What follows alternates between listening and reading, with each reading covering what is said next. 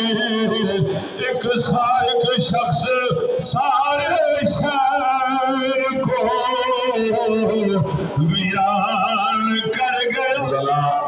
شیخ الحدیث حضور قبلہ مفتی مناظر سلام علامہ محمد سعید احمد اسد رحمت اللہ تعالی علیہ یقیناً ساری زندگی اہل سنت کی مدد فرماتے رہے اور سعادت بن کے آپ نے زندگی بسر فرمائی، اور الحمدللہ منکر کے لیے وہ بہت بڑا جناب ایک چیلنج تھے ساری زندگی۔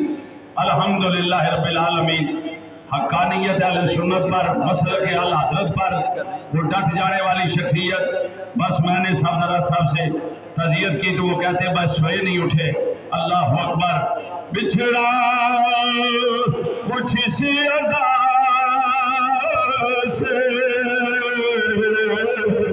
رت بھی بدل گئی، بچھڑا کچھ سی ادا سے رت ہی بدل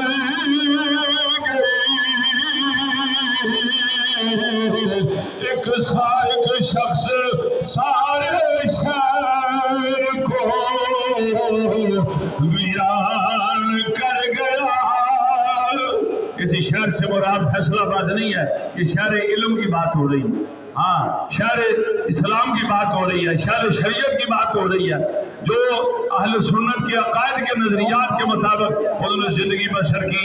آج وہ تحقیق کرنے والی شخصیت دنیا سے پردہ فرما چکی، لیکن وہ بہت کچھ لکھ کے گئے ہیں۔ اللہ کریم ان کے لکھے پر ہمیں عمل کرنے کی توفیق عطا فرمائے۔ اور ان میں جو ایک خاص بات تھی وہ حوصلہ تھا۔ اللہ کرے علماء میں حوصلہ آ جائے۔